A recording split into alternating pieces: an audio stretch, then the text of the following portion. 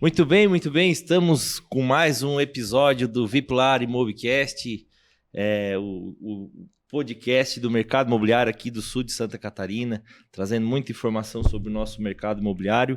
E hoje eu tenho um baita de um convidado, um grande amigo, que essa trajetória do mercado imobiliário botou na minha vida, esse homem. Hoje eu estou aqui com o Guilherme, ele é especialista no mercado digital, estrategista digital, né?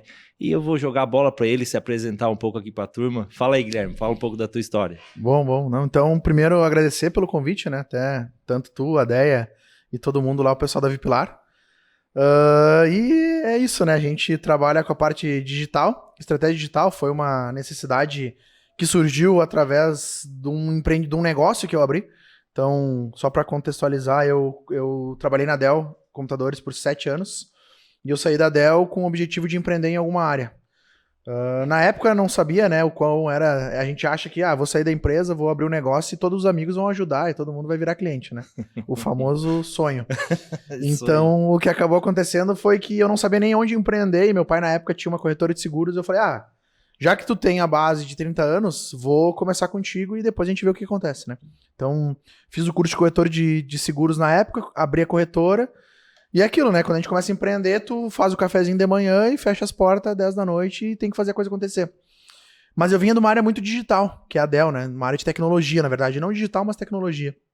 E o fato de eu não ser ou não ter um perfil de bater de porta em porta, né? Como diziam, pegar a pastinha, botar embaixo do braço e sair para fazer negócio, eu acabei enxergando no mundo digital algo que talvez seria uma oportunidade de eu fazer a corretora crescer na época. Que é a GSEG, ela ainda existe hoje, mas é quem toca meu pai, eu não me envolvo mais com ela. Só que nesse meio do caminho passaram algumas agências lá, porque eu não entendia nada de marketing, isso em 2017. Passaram algumas agências na qual eu contratei pensando, preciso que alguém faça o digital, porque eu não entendo nada. O que acontece é que o digital, ele é o marketing, ele é marketing em qualquer lugar, não só no digital. O digital é só o meio onde ele acontece, né? Então, o que acabou acontecendo é que as pessoas não entendiam do meu negócio, da minha empresa, e eu não conseguia transmitir isso como eu gostaria. Então, no fim das contas, eu falei, sabe de uma coisa? Eu vou estudar. As agências, né, não estão entregando a minha expectativa na época, que Sim. Eu precisava de grana, né? Começando, Sim. Sabe como é que é? Eu vou estudar, eu vou fazer e vou aplicar. Então, isso lá, 2017... Final de 2018, ali, início de 2019, eu já tava com uma carteira bem legal de clientes em relação à corretora. E o que começou a aparecer é pessoas que viam o meu trabalho no digital falando, cara, eu gostaria de ter isso na minha empresa. Como é que eu posso fazer isso? Tu consegue me ajudar? E na época era só uma ajuda mesmo. Eu sentava com o Júnior, por exemplo. Júnior, tua empresa, o que tu faz? Cara, eu faço isso aqui, eu vendo nesse formato, o meu cliente é esse cliente aqui, e eu preciso fazer ele chegar até mim. Então, na época eu estudava o cliente, ajudava o meu amigo na época, né, meus amigos, e falava o que eu fazia do que eu sabia. Só que talvez, né, ou por infelicidade, a gente, né, obviamente que a questão do que a gente se perdeu na pandemia de pessoas e as vidas que a gente perdeu é um fato que é bem ruim, mas pra mim a pandemia foi bom no sentido profissional. Por quê? A gente sabe que a pandemia acelerou aí mais ou menos uns 10 anos da tecnologia do que a gente previa pra frente. E como as empresas fecharam as portas físicas, né, até a própria Vipilar vem disso, surgiu muita demanda de pessoas me procurarem e falar, cara, eu sei que tu faz pra tua empresa, eu sei que tu faz pra algumas pessoas que tu não cobra, mas eu queria ver quanto que tu pagaria pra me ajudar. E daí surge a RG. A RG, ela vem de uma necessidade minha de empresas, agências tradicionais não entregarem o que o empresário precisa para construir algo diferente. Então, é mais ou menos isso. E hoje a gente tá aí faz 3 anos juntos, inclusive com a Vipilar. Né? A gente se conheceu também, foi na pandemia, né, Gui? Maio de 2020. Num desespero. Num desespero de procurar o novo. Eu sempre tive isso junto comigo. E acabei te conhecendo através de um vídeo, né, de um anúncio, né, assim, que esse homem tá falando comigo, quem é esse maluco aí, barbudo, feio, óculos, de óculos ainda, eu lembro bem certinho, você é empresário de Braço do Norte, não sei o que, eu assim, meu Deus, como é que esse cara tá falando comigo? E eu achei isso fantástico aquilo, né? E o momento que a gente estava passando daquela questão da pandemia, para mim foi... na hora já contatei o Gui, conversamos ali, marcamos a reunião e estamos até hoje aí, né, Gui? E, ô Gui, vamos um bate-papo aqui bem tranquilo. O que é o marketing para ti, assim? Qual a diferença do marketing tradicional para o marketing de hoje, vamos dizer assim? Tá.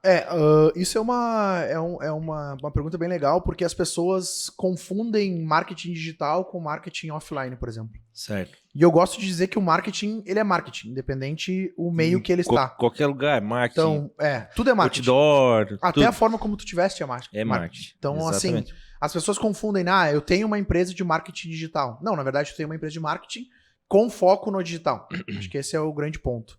E o que mudou muito foi que, principalmente falando de pandemia, né, que é uma mudança disruptiva que a gente vê muito, é que as pessoas ficaram muito mais conscientes do digital.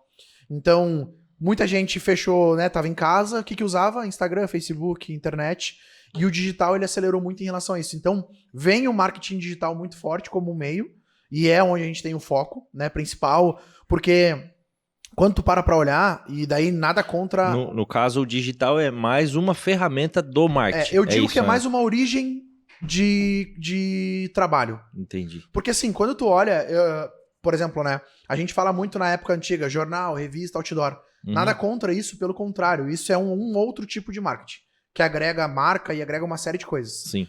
Mas o que eu percebi quando eu era empresário, né? Quando eu era empresário não, eu ainda sou, mas quando eu tinha corretora, que o digital era o mais barato e o que eu conseguia ter mais tração.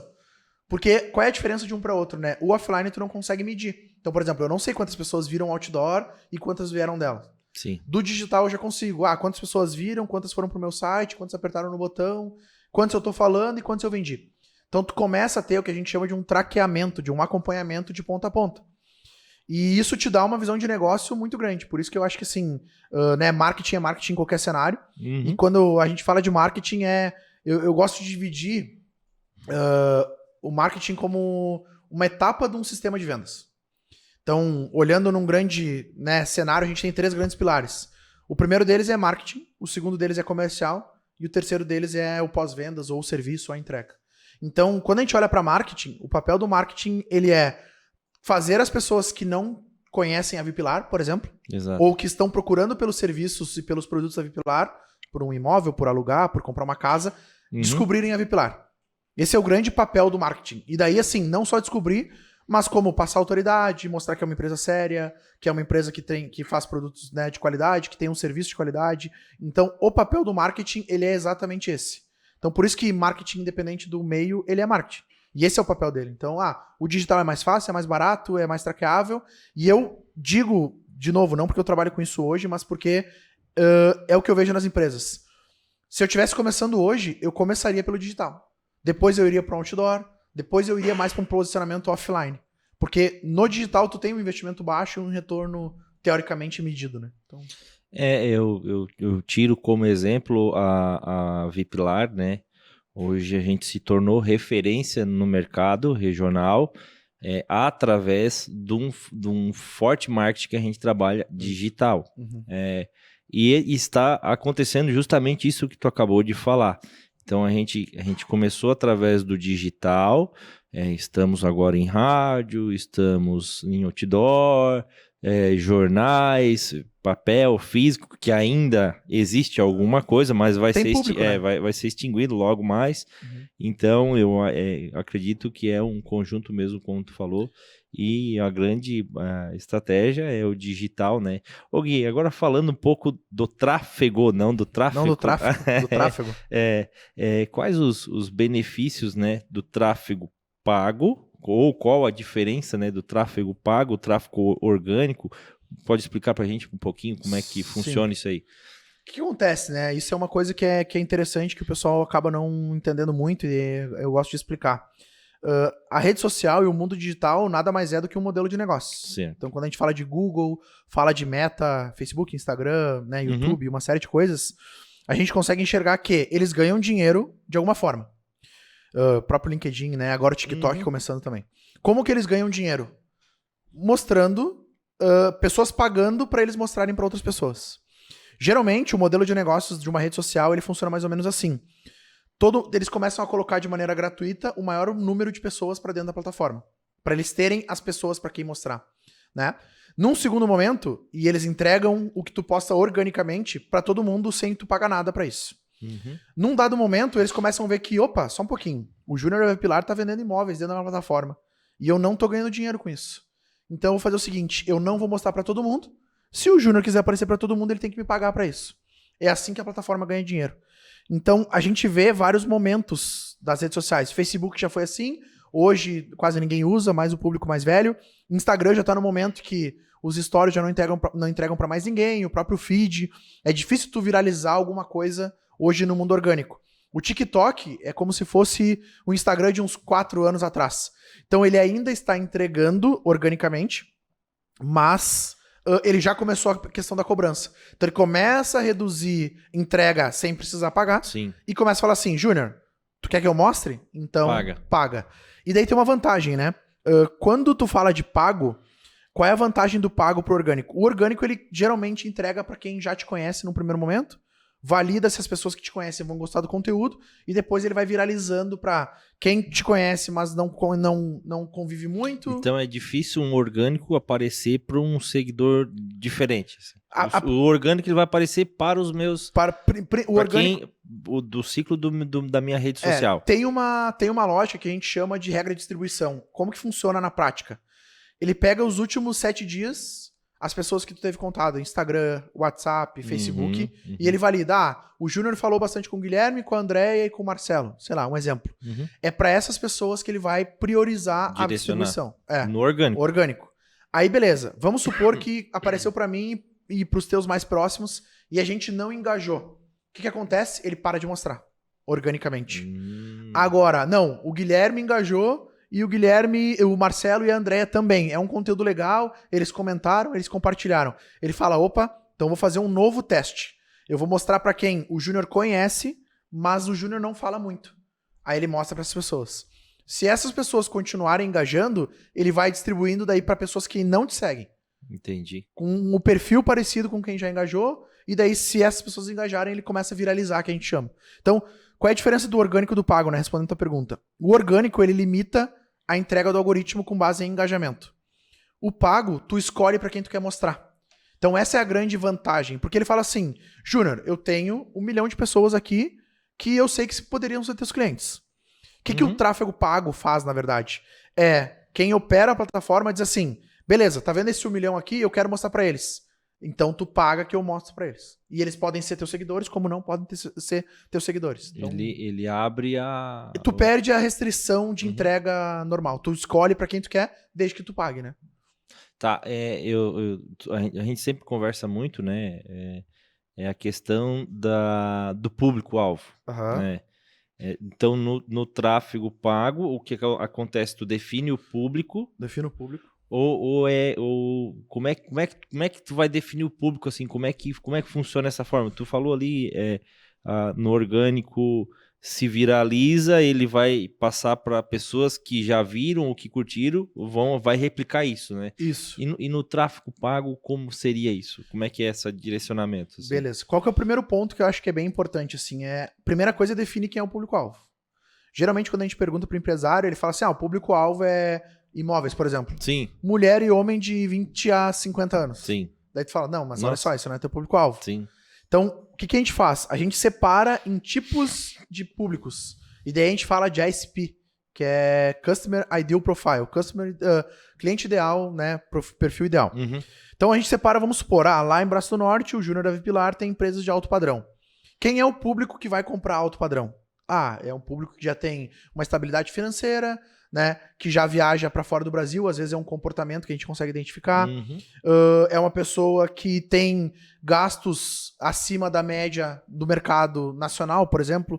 Então, lá na plataforma, a gente tem alguns tipos de segmentações. Então, a primeira delas é a geolocalização. Então, vamos supor, o Júnior e a Vipilar querem ser referência em Braço do Norte, eu consigo mostrar só em Braço do Norte. Esse é o primeiro ponto. Segundo ponto, sexo, né? Homem ou mulher? Então, eu quero o público do Júnior, e daí falando de imóveis, geralmente a mulher vê e leva pro homem, o homem compra depois. Tem o que paga e o que... E o que manda. Então, Geralmente assim. Então, faz sentido eu mostrar direto pro homem? Não. Mostra primeiro pra mulher, depois a mulher se envolve e a gente mostra pro homem. Então, a gente define essa questão de sexo. Depois, idade. O meu público comprador de alto padrão. Dificilmente, e daí assim, tem as exceções, obviamente, que uma pessoa de 20 anos vai ter R$1,5 milhão pra comprar uma casa. Mas são exceções. Então, dificilmente a gente vai trabalhar com a exceção na parte paga. A gente trabalha com o certeiro.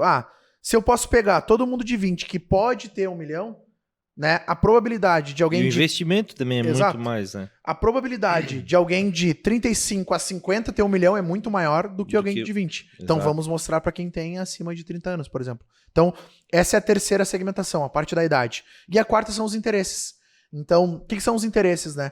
Quando tu visita um perfil, quando tu faz uma pesquisa no Google, ou quando tu até curte um vídeo no próprio Meta, por trás desse vídeo ele tem o que está falando naquele vídeo. E dele identifica, opa, o Júnior apertou num botão de imobiliária. O que ele faz? Ele já liga... procurando casa, tô procurando apartamento, tô fazendo alguma coisa. A quarta segmentação é que tipo de interesse essa pessoa tem. Então imagina que tu vai filtrando, né? Braço do Norte, sexo, idade e interesse. Então, se a pessoa tá procurando por imóvel, é pra ela que eu quero mostrar. E é isso que a gente faz. E o legal disso, né, Gui, que isso acaba estreitando e o cliente, ou o lead que a gente fala hoje, né, ele acaba sendo mais, como é que eu vou te explicar? Ele é mais certeiro, é mais qualificado, exatamente, essa é a palavra. Então tu vai eliminando algumas etapas, né, e o lead vai ficando mais qualificado realmente, né? E a gente tem que estar preparado para atender esse lead, esse cliente. Que é o grande segredo hoje. Que é o... Então, já aproveitando o momento, quero que tu me ajude aí. Eu fiz uma pergunta aqui. Quais são os principais desafios enfrentados por empresas que investem em marketing digital e tráfego pago? Tá. Uma pergunta, acho que todo mundo assim, qual é os maiores desafios? Tu tem mais de 60 clientes, acredito, hoje né? a gente tá com 70 e alguma coisa, se eu não me engano. Então, tu deve ter uma vasta experiência aí para estar falando para nós aí. Temos. Quais os desafios aí diários? E isso é um negócio engraçado, assim, porque quando a gente fala que tem 70 clientes, a pessoa fica, meu Deus do céu, é uma empresa que não vai poder me atender. Mas eu gosto de lembrar que a RG surge de uma necessidade de um pequeno empresário de ter uma empresa de qualidade para entregar resultado, né? Então, a gente atende desde pequeno negócio até grandes, né, indústrias e até e-commerces que faturam alguns milhões, vamos dizer assim. Sim. Qual hoje, e daí a gente pode separar bem em relação a isso, a principal dificuldade quando a gente fala de empresas como a Vipilar, que capturam gente para conversar. Que daí tem duas grandes diferenças. Quando a gente fala de negócio local, que a gente chama, geralmente a gente atrai pessoas para conversar com o comercial faz a venda e segue adiante. Quando a gente fala de e-commerce, a gente tem que levar a gente para o site é faz o papel comercial de vender e o cliente compra. Então, falando aqui do nosso negócio, e eu acho que esse hoje posso dizer que é a principal dificuldade e que os empresários ainda não entenderam, é a questão de tu ter um sistema de vendas bem elaborado. Acho que esse é o grande segredo. Por quê? Primeiro, separar os 3 pilares, né? Cara, qual é o papel do marketing? Trazer gente e aquecer essas pessoas, né? Qual é o papel do comercial? Vender. Qual é o papel do pós-vendas? Entregar com excelência para ter indicação, para ter o cliente comprando de novo e uma série de coisas. Então, o que é a principal dificuldade hoje? A gente consegue trazer muito volume. Porque se tu for ver, é muito assertivo, a comunicação é mais fácil, o investimento muitas vezes ele não é tão alto, mas tu traz o volume. A maior dificuldade hoje de 90% dos clientes que nós temos lá, que estão conosco, é a questão de qualificação e venda. E daí tem até falei ontem, fiz um workshop sobre isso ontem, sobre Black Friday, mas comentei sobre o assunto. O vendedor, ou eu tô chamando de tirador de pedido, né? Ele tá acostumado a chegar ali de novo todo dia. Então o que ele faz? Ele tá atendendo o Júnior tá evoluindo para uma venda, mas ele tá numa jornada de compra que pode ser longa, né? Geralmente no imóvel aí a gente tem 18 meses mais ou menos aproximado. Ele tá numa jornada de compra onde ele tá só dando uma olhadinha. E o corretor de imóveis vai lá e fala assim, cara, vamos agendar uma visita lá no apartamento tal? Não, mas olha só, calma. Eu só tô dando uma olhada. O cliente, Eu preciso entender o que ele quer, quem ele é, por que ele tá precisando daquilo e em que momento ele tá na jornada. Beleza, esse é o primeiro ponto. Segundo ponto, todo lead é um contato. Então o que acaba acontecendo muito eu tô conversando com o Júnior, que tá só dando uma olhadinha. E vem o Guilherme me chamar aqui. Na nossa cabeça, isso tem estudos que falam que a gente gera dopamina, que é o hormônio da felicidade, Sim. em vários momentos. Essa semana saiu alguma coisa, ou Eu postei. tu postou alguma Eu coisa fiz um sobre vídeo isso, falando sobre isso. sobre dopamina e tal. Ó. Eu tenho estudado muito porque, assim, a gente tem que...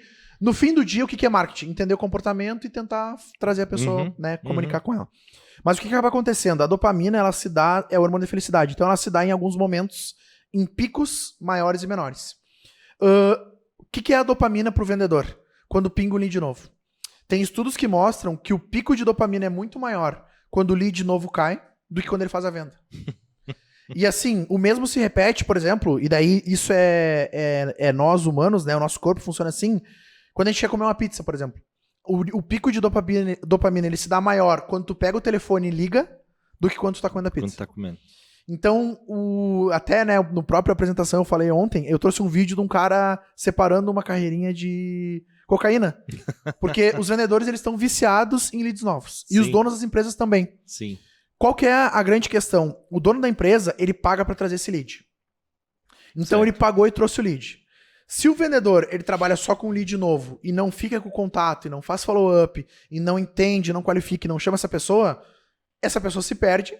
Depois, como ela tem interesse em imóveis, ela cai de novo no anúncio e chama de novo o dono da empresa, pum, pagou de novo. Então, o grande segredo hoje, na minha opinião, ela se dá em 2 momentos. O primeiro, o vendedor tem um CRM, obrigatoriamente, e daí quando eu digo vendedor, pode ser corretor de imóveis, pode ser qualquer... Todo profissional de vendas. Todo profissional que faz comercial, ele tem que ter, independente do tamanho. Porque tem alguns que falam assim, mas cara, eu sou sozinho. Sim, mas o teu CRM pode ser um WhatsApp, por exemplo. Sim. Com etiqueta, pode ser um Excel. Pode ser o Excel. É. Qualquer coisa. E o segundo momento é a questão da entrega. Todo cliente que entra, a gente faz um plano de mídia, que a gente chama um plano de crescimento. E a gente pergunta quais são os teus diferenciais. A maioria responde atendimento, que hoje, cara, é o que todo mundo espera. Sabe? Então, é o mínimo. É o mínimo. Então, assim, como que eu vou entregar, e por isso que se fala muito em experiência, como que eu vou entregar uma experiência diferente para que aquela pessoa queira comprar de mim novamente? E a imobiliária, que é o teu ramo, ele tem uma particularidade ainda muito mais complexa. Por quê? Vou te dar um exemplo. Quando a gente fala de uma loja de telefone, uma loja de iPhone, quem compra iPhone troca iPhone a cada 6 meses, 1 ano. Quem compra imóvel, às vezes compra um na vida. Exatamente. Então o corretor de imóveis, se ele não dá um bom atendimento para quem não comprou com ele ainda, ele não tem a chance nem do cara indicar ele se comprar, e se não comprar, porque o que pode acontecer, a gente já viu, eu, Guilherme, vou comprar uma casa. Só que no meio do caminho, acontece alguma coisa que falece alguém da minha família, e eu tenho que organizar isso antes de comprar a casa, e talvez eu desista de comprar a casa. Só que se eu fui bem atendido... vai ter um momento que ele vai voltar. Vai voltar. Né? Ou, se eu fui bem atendido, e eu falo assim, cara, eu não comprei a minha casa, só que o Júnior da Vipilar me deu um atendimento, cara, que nenhum corretor me deu. Exato. Ele vai te indicar. Exatamente. Então o corretor, ele ainda tem mais esse complicador que talvez ele tenha um cliente a vida inteira. Lá no escritório, eu acho que tu vem acompanhando também um pouco da nossa evolução. Com certeza. E quanto a gente, não foi pouca, né? E quanto a gente batalha por isso, por estar melhorando a questão marketing, venda, dados, e uma coisa que a gente treina com os corretores, tu sabe que não é fácil. Não isso é fácil. Tem que ser todo dia, todo dia, falar a mesma coisa, lembrando, CRM. Que o que tu falou é muito importante. Por quê? Quando tu tem venda, a venda vai gerar dados, certo? E os dados, a gente vai munir o marketing com esses dados que foi gerado através dessa venda. E é um ciclo, né? Então, dados geram vendas, vendas geram marketing, o marketing mais assertivo vai gerar venda novamente. Isso que a gente fala para os corretores é a questão do CRM. Pô, é uma ferramenta fantástica, ajuda ele a organizar a agenda dele, ajuda ele a lembrar de mandar um e-mail, de mandar um WhatsApp para o cliente, ajuda ele a, no mês do aniversário do cliente, mandar um parabéns, mandar uma mensagem, ajuda ele em ter dados daquele cliente que tu acabou de falar, que ele passou, chegou ao ponto de comprar, não comprou, vai esperar um pouquinho, mas vai ter um momento que ele vai comprar. Então tu vai estar, eu falo lá no escritório, com a linha esticada com esse cliente, né? E o primordial para mim disso tudo é o pós-venda, né? A gente fala muito para os clientes, gente, o pós-venda é o mais importante de tudo, porque no pós-venda vem a indicação. Talvez esse cara nunca mais vai comprar o imóvel, mas ele vai indicar alguém que ele fez um bom negócio com a gente e vai estar indicando para a gente trabalhar novamente, né? Então, foi muito bom que tu falou referente a isso, né? Dados, vendas, marketing, CRM, é muito importante. Se os vendedores, os corretores souberem e focar exatamente nisso, cara, não tem corretor que fica sem venda. É o feijão com arroz bem feito. Exatamente. É o feijão com arroz bem feito. Eu tive em Londres em maio. E lá, né, eu digo Londres, e a gente não foi pra lá pra brincar, que eu falo passear, foi pra trabalhar. Trabalho. Foi a trabalho. E Londres, quando a gente fala de Inglaterra, eles têm 400 anos na frente do Brasil de país, né? Fora o que eles já eram antes e aí nem entra no mérito. Mas o que acaba acontecendo? Hoje lá, o CRM não tem vendedor que não trabalha. E não tem empresa que não trabalha com CRM. Desde o restaurante que vende hambúrguer até o próprio trem, lá o metrô. Sim. Sabe? Tu faz cadastro e os caras te alimentam com informação. O que eu acho que assim, o corretor, principalmente, ele tem várias lacunas que ele ainda não aprendeu a usar. Por exemplo, vou te dar um exemplo de... eu agora tive a neném recente, né? Sim. Então eu já tô pensando em... né, comprei terreno, tô pensando em construir e tal. O corretor, ele esquece que o CRM é o que vai fazer lembrar dele. Júnior, olha só, tu teve neném recente agora, vou colocar aqui. Guilherme, neném recente. Então daqui 3 meses ele vai começar a pensar em casa, ou daqui 1 ano ele vai precisar de uma casa maior. Ele não entende que o CRM nada mais é do que algo que o que ele tem na cabeça ele vai precisar colocar ali para a ferramenta ajudar ele. Então, por exemplo, o Guilherme de armazém, hoje, né? Eu estou em armazém. Corretor de imóveis está passando por armazém para fazer algum negócio, olha lá no CRM, bota lá, etiqueta armazém. Pega todo mundo que é de armazém e fala, tô aqui, não quer tomar um café comigo? Não quer almoçar comigo? Então, assim, o CRM nada mais é do que algo que tem a ajudar e, obviamente, dá trabalho, não é tipo, fácil. Sim, obviamente que... alimentar, né? A dificuldade... Esse é o segredo. A dor do corretor é alimentar. Essa é a dor. Mas se ele soubesse que alimentar isso gera tanto do negócio pra ele... Dá menos esforço pra ele, na verdade, né? Dá mais resultado. Porque, assim, se tu for parar pra olhar pra venda, é 2 coisas, relacionamento e energia. Se o CRM te dá o que tem de relacionamento, histórico, qualificação, tudo que tem pra trás, o negócio dele tá de aniversário? Energia. Nenê nasceu? Manda um presente. Energia. Tá sempre aquecendo o cara. Exatamente. Então o CRM ele faz esse papel e o corretor ele não...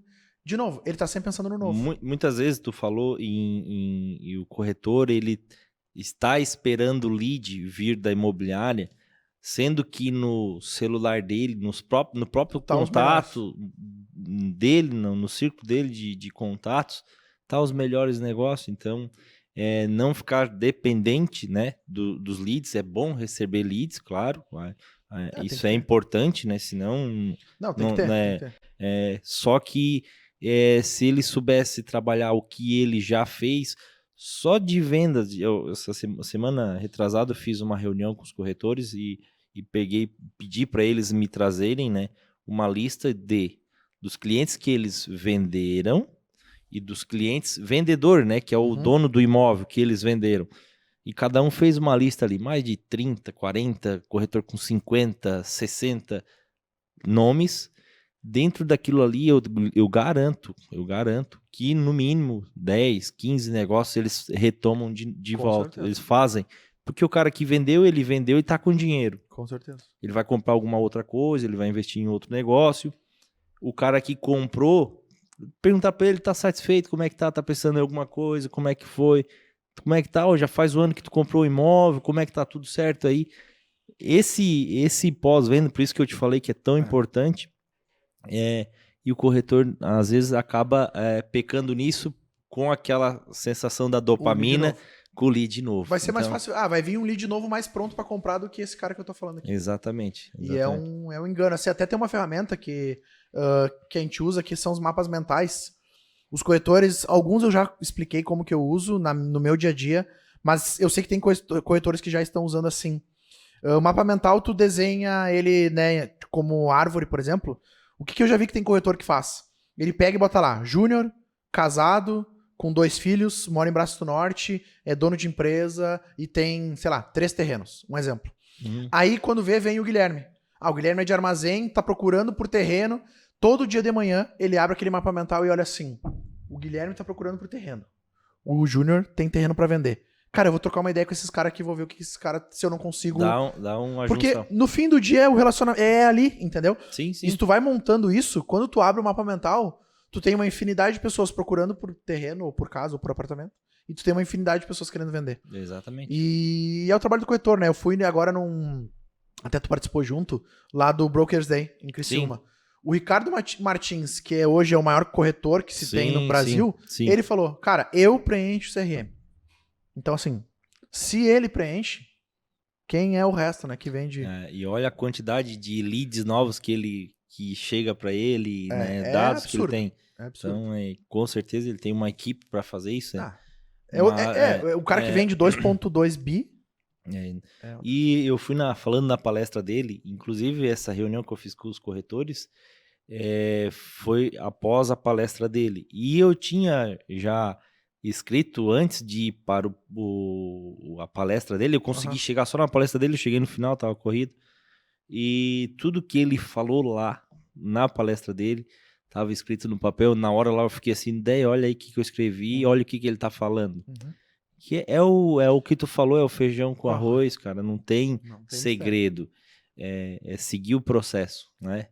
Ô Gui, vamos falar agora de tendências, né? Quais são as tendências atuais no mercado digital que estão mudando o futuro do marketing digital, assim? O que é as tendências aí que tu tá... Hoje o que se diz e se já vê muito, né, é a questão da inteligência artificial. Acho que esse é o grande boom de 2023 e que eu acho que ele não vem para mudar só o mercado digital como um todo. Ele é algo que vai mudar o mercado. Sim. Então a gente já vê aí algumas coisas modificando. Por exemplo, o ChatGPT foi o que viralizou, né? Foi um dos que, assim, teve acesso a todo mundo de maneira muito rápida. Sim. E a gente já tem ele se moldando de algumas outras formas. Então a grande dificuldade dessas inteligências antes, né, era o acesso e a conexão entre elas. Porque uma lê, a outra escreve, a outra faz o vídeo, a outra grava o áudio. Então a gente tinha diversas inteligências artificiais especialistas em alguma coisa e a gente não conseguia montar uma estrutura porque ou era muito cara, só era acessível a grandes empresas e não a pequenos. O que acaba acontecendo agora em 2023 é isso chegando na mão de qualquer pessoa de maneira gratuita e cada vez ou com um custo muito barato, né? Por exemplo, quando tu fala do chat agora, o valor pago, se eu não me engano, é $20, dá mais ou menos uns R$100, R$110 por mês. E eles estão liberando essa semana áudio e vídeo. Então a inteligência artificial vai te responder em áudio e vídeo e texto. Então tu pode, tipo assim, vendedor, né? Falando de corretor. Cara, corretor ruim que não consegue fazer uma qualificação vai ficar para trás. A gente já tem alguns casos de empresas que a gente está testando que a qualificação ela é tão boa e a inteligência artificial ela não é um robô. É diferente, né? O robô é assim... Júnior, qual que é o seu nome? Ah, meu nome é Júnior. Quantos anos tu tem? Tenho tanto de idade. A inteligência artificial não, ela fala assim, Júnior, qual que é o teu nome? Ah, teu nome é Júnior. Ô, Júnior, beleza, tudo certo. Deixa eu te perguntar, qual é a tua idade? Então ela conversa contigo de maneira... Interage. Ela interpreta o que tu tá dizendo. Então, por exemplo, a gente tá treinando uma inteligência artificial lá agora. Tem um livro muito bom que é Spin Selling, que é o que fala de todo o processo da venda, porque toda venda acontece num processo, num sistema. A gente pegou esse livro, jogou pra dentro da inteligência artificial e disse assim, eu preciso que tu faça uma venda desse produto, no caso, a minha esposa ela tem um e-commerce de roupa pra cachorro, que tu precisa seguir esses processos pra vender. Hoje, se tu pegar ela e falar com ela, tu não consegue saber que não é uma pessoa. Porque ela vai conversando contigo, tu diz assim, tu tem roupa pra gato? Ele fala, Júnior, eu não tenho roupa pra gato. Mas assim, tem algumas pessoas que usam as nossas roupas de pet pra gato. Tá, mas e roupa pra macaco? Não, pra macaco a gente não tem. Então, assim, ela consegue entender com base nas diretrizes que a gente fala essa questão. Por que eu digo e por que eu falo que a tecnologia e é isso que vai ser o grande boom do momento? Porque grande parte dos atendimentos pessoais automáticos vai cair. Assim, a jornada, né, o cliente já está mais habituado a comprar, então isso já é uma vantagem. E a inteligência artificial está cada vez ficando mais inteligente. Então, assim, o vendedor que faz mais do mesmo, o atendente que faz mais do mesmo, o contador que faz mais do mesmo, até o próprio médico, né? A gente já viu aí, eu fui, quando eu tava lá em Londres, eu vi, tem uma inteligência artificial que ela foi desenvolvida para identificar câncer. Eles muniram ela de milhões e milhões de fotos com câncer de pele e outros milhões e milhões de fotos sem o câncer de pele. Ela acerta com 99% de exatidão só pela foto. O diagnóstico. Tipo, tu bota ali e fala, é câncer ou não é? Ela vai dizer, não é câncer. Pode... Então, assim, isso é uma das coisas que ela faz, né? Fora outras milhões de coisas que a gente tá vendo aí. A própria parte do design, né? Arte, criação de vídeo, essas coisas assim. Ela já vem até fazendo, né? Até os cortes de podcast tem muita inteligência artificial que já tá trabalhando em cima disso. Até eu separei, né, para a última pergunta, mas a gente já entrou na questão da inteligência artificial, e eu falei assim, né? Quais são os prós e contras dessa tecnologia que tá chegando aí, né? Porque tem coisa boa e tem coisa que a gente tem que ficar, o que vai ser disso aí, né, Gui? Como é que vai ser isso aí? Assim, é muito novo, né, Júnior? Porque isso de março pra cá que popularizou, né? Então, a gente sabe que tem as pessoas que vão usar pro bem e tem as que vão usar pro mal. Por exemplo, hoje tem a Eleven Labs, que é uma plataforma que clona a voz. Já vi. Qualquer pessoa que tu fala lá com ela durante 10 minutos... Eu já vi até, ela pega a tua voz, tu não fala inglês, tu quer fazer um vídeo em inglês, e ele faz o... E já tem uma de imagem que muda a boca pra falar igual ao áudio em inglês. Meu Deus. Então, assim, né, isso é uma coisa. Mas tem o lado bom e o lado ruim. Qual que é o lado ruim, vamos dizer? Tem gente que vai usar pro mal. A gente já vê golpe aí de, tipo assim, eu falando com meu pai não sendo eu. Por quê? Certo. Os caras pegaram um vídeo meu na internet, botaram dentro da plataforma e depois eles escreveram. E daí eu falo como se, né? Sim, sim. Então, isso é um lado ruim. Qual que é o outro lado ruim também, né? A gente vê... tem algumas questões de diretrizes aí que o pessoal tá falando. Por quê? Ela é uma inteligência artificial que tá no mundo digital e ela pega informações de vários lugares. O que é o certo e errado, por exemplo? Né? Isso aqui é certo ou isso aqui é errado? Isso aqui é o caminho que tu tem que seguir ou é o que eu tô vendo que tu tem que seguir porque eu tenho uma base de dados direcionada para isso? Então esse é um outro ponto. O outro ponto também é em relação aos dados em si. Lá nos Estados Unidos, a gente já tá tendo algumas regiões com proibição de uso do chat. Por quê? Por exemplo, a própria Amazon. Eles bloquearam para ninguém dentro da Amazon usar o chat. Por que o pessoal tá fazendo? Eu sou um gerente de logística.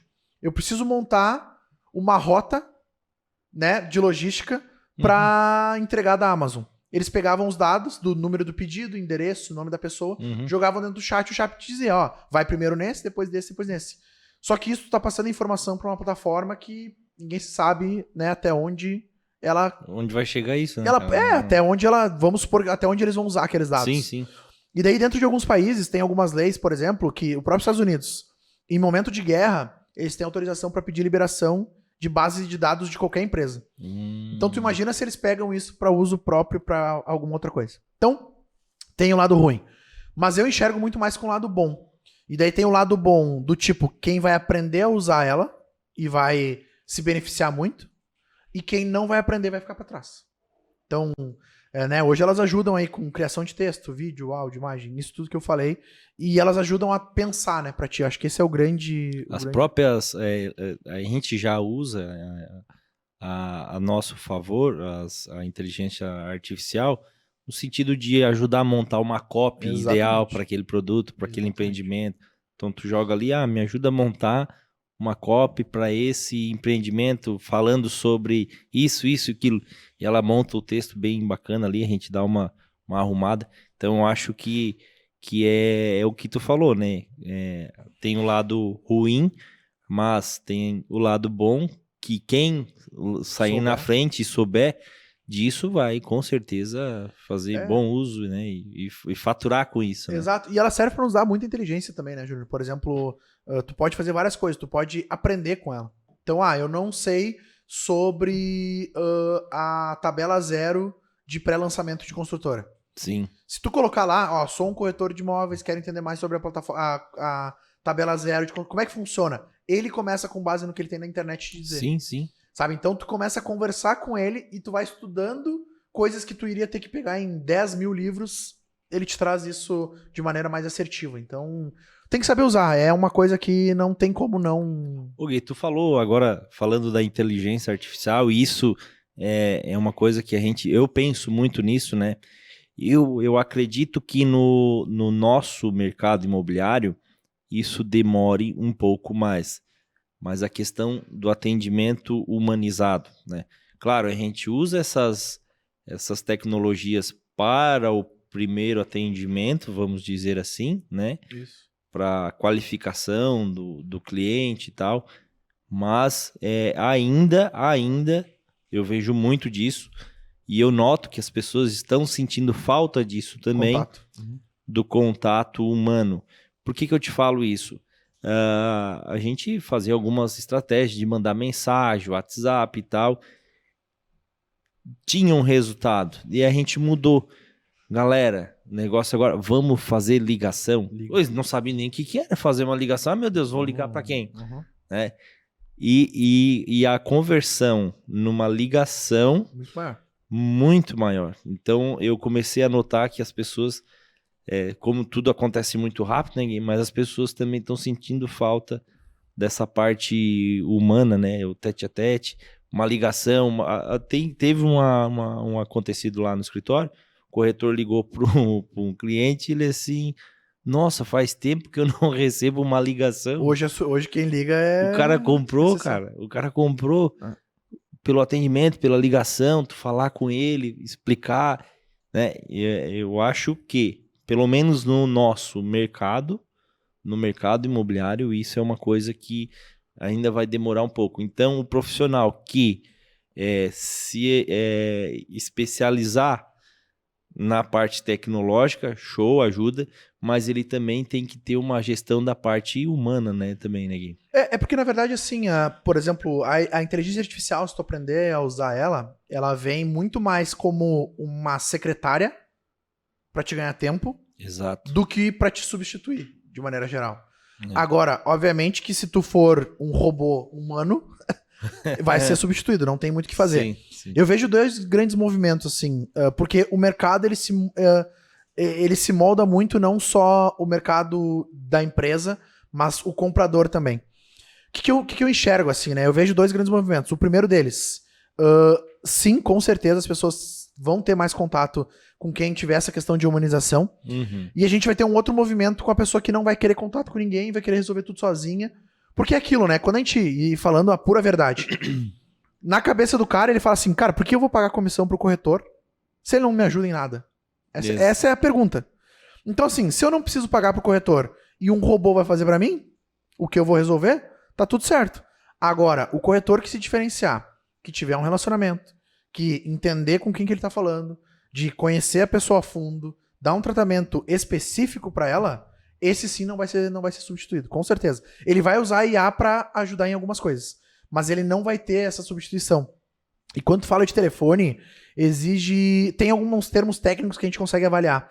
Quando tu manda um WhatsApp, a pessoa ela tem direito de resposta no tempo dela. Certo. Quando tu liga, ela tem que... É na hora? É na hora. Ela para aquele momento pra te dar atenção. Exatamente. Então por isso que tem uma taxa de conversão muito maior. Exatamente. E tu vê isso ainda mais no físico, né? Exatamente. Júnior, olha só, posso ir tomar um café contigo? Cara, sentou, tomou um café. Se tu manda mensagem, ele vai dizer, pá, mas... Agora não dá. Nem responde, ou, né? Não vi. Não vi, tá lá pra baixo. Né? É isso aí. Gui, infelizmente, né, o nosso tempo tá... Tempo curto. O tempo curto, e a gente tem material aí pra tá transbordando pras pessoas, pra mais podcast, com certeza a gente vai vir mais vezes aqui, falar mais um pouco sobre o digital, sobre a RG Marketing também, que é uma grande parceira da Vipilar. Eu queria te agradecer de coração, né, ter tirado o tempo, vir aqui. Nada. E eu sempre falo, né, o conhecimento, eu sempre falo nos podcasts, o conhecimento ele não pode ficar só para nós. Não. Se a gente quer melhorar o mercado, a gente quer melhorar os negócios, a gente tem que transbordar isso. Isso é uma coisa que tu faz com maestria, tu nunca ficou para ti, tu sempre chegou com novidades, já foi lá, já falou, é isso, faz aquilo, faz isso. Então, eu acho que tu tá no caminho certo, assim, transborde mesmo esse conhecimento nessa pequena cabeça que tem aí, né? Não é pequena, é grande. Continue esse cara aí transbordando esse conhecimento. E deixa aí para te deixar a tua mensagem final aí para os nossos telespectadores, pessoal que está assistindo aí o podcast. Show. Não, mas só agradecer o convite, né? Acho que para mim é bem importante, a gente participa de alguns, mas eu acho que é um movimento que, né, tu, Júnior, a própria Vipilar faz, que diferencia do mercado e mostra o quanto vocês são transparentes e verdadeiros. Eu acho que para tu vir aqui falar o que tu pensa, o que tu acredita e conversar com as pessoas como tu tá fazendo, demonstra o quanto tu tem um propósito diferente de ganhar dinheiro com imóvel. Exatamente. Obviamente que o dinheiro ele não é o fim, né? Ele é o meio. Exato. No meio do caminho vai vir dinheiro.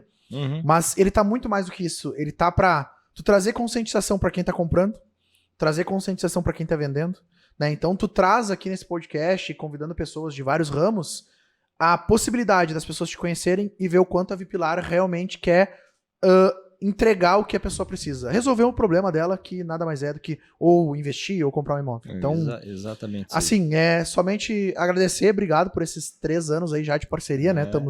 Estamos desde 2020. Caminhando pro 4. É um crescimento muito grande que eu consigo ver não só da Vipilar, mas da própria RG, né? Quando a gente começou eu era sozinho, então era o Guilherme, e agora eu tenho uma empresa aí, a RG somos em 13 pessoas, né? Como eu falei, vários clientes. Mas é um crescimento que a gente consegue ver, e eu falei isso ontem no próprio workshop, de a gente andar com quem a gente acredita e ver que o propósito é muito parecido. Então, dificilmente tu vai ver na RG, e provavelmente na Vipilar acontece a mesma coisa, acontecerem negócios que não têm os mesmos valores do que a gente. Eu falo sinergia. Sinergia, pode ser, isso aí. Então, assim, é aquilo. Sabe quando a gente fala, o santo bate? Exatamente. É exatamente isso. A gente tem valores muito, muito próximos. Então, mais uma vez, te agradecer a oportunidade. Me coloco à disposição para ajudar sempre. Vamos já ver o próximo, né? Porque é bastante conteúdo que tem nessa cabecinha aí. Bastante coisa. Valeu, Gui. Obrigado. Tá, cara? Valeu mesmo. Valeu. Até o próximo podcast. Até o próximo Vipilar Imobcast.